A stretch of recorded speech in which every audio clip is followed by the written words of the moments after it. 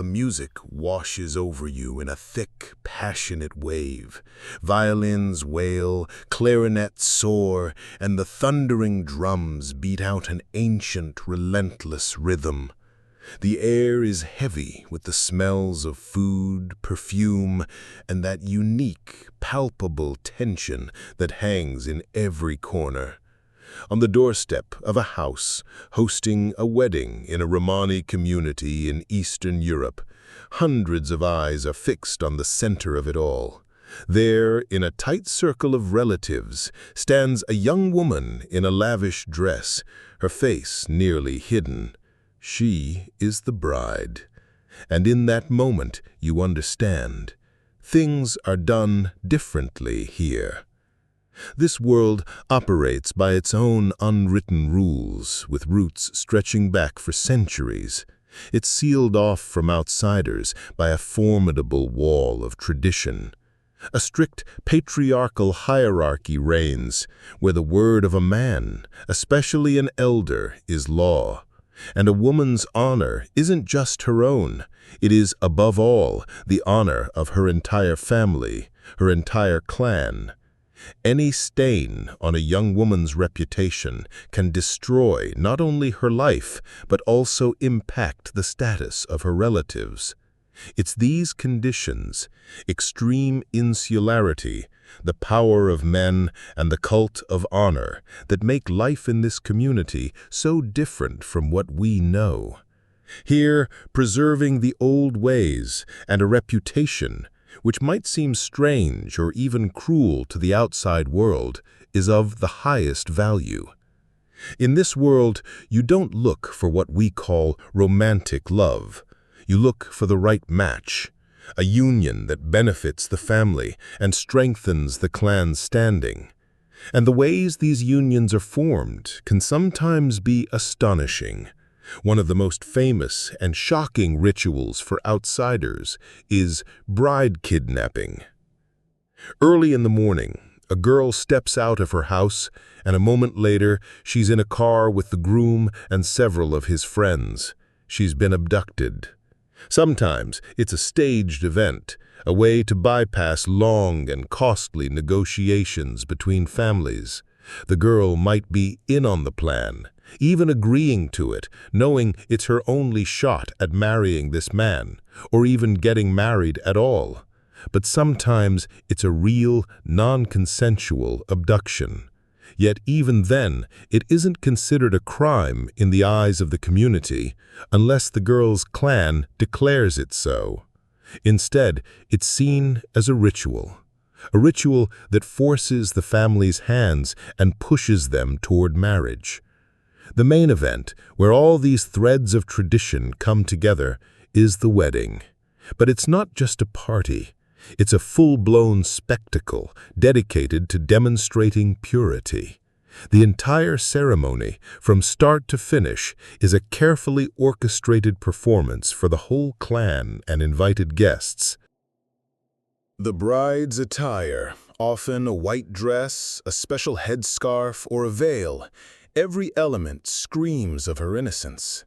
The way she carries herself, with downcast eyes, folded hands, and minimal movement, is all part of an act to prove her modesty and flawlessness. Because her honor isn't just her personal dignity, it's the honor of her entire lineage. In the midst of the celebration, to the sound of music, another specific rite might unfold, a ceremonial brawl between the clans. The men from the groom's family and the bride's family stage a fight. Often it's not a real brawl, but a ritualized clash, shoving, shouting, a display of strength and fury. It's a symbolic act, a mock battle between the two clans about to be united through this marriage. It's a demonstration of each family's power and their readiness to defend their own before they become one. These traditions are deeply ingrained. They permeate life from the very beginning, especially a girl's life. She grows up knowing her future is defined not by her own desires, but by the need to meet the clan's expectations. While this tense and solemn spectacle of honor and strength plays out in public, another, equally important task is carried out behind closed doors, in a special circle of women. Here, far from men's eyes, the elder women of the family gather, grandmothers, aunts, and experienced married sisters. This isn't just a get-together, it's a kind of conspiracy among the elder women, not in the sense of a malicious plot, but in passing down vital knowledge. They conspire on how to prepare the young bride for her new life, what exactly to tell her about marital duties, how to act with her husband, and most importantly, what to hide from the groom and his family. The talk is devoid of sentimentality. These are instructions, rules of conduct. This preparation is a response to how the groom is trained. Before the wedding, he is taught how to break his future wife's will and how to test her obedience. He's told he must establish his authority from day one, showing that his word is law in his home.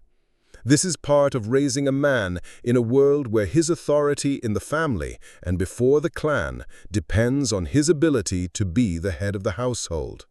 The girl, in turn, is taught a different kind of strength, the strength in silence, the strength in submission without losing dignity, the strength to endure hardship without complaint. The culmination of this preparation, one of the harshest ordeals for the bride, happens on the first wedding night. This isn't a test of feelings or intimacy, it's a test of silence. The young woman is expected not to make a single sound, even if she's in pain, scared, or simply uncomfortable. Complete silence is proof of her modesty, her submission, and her ability to withstand any trial while saving face.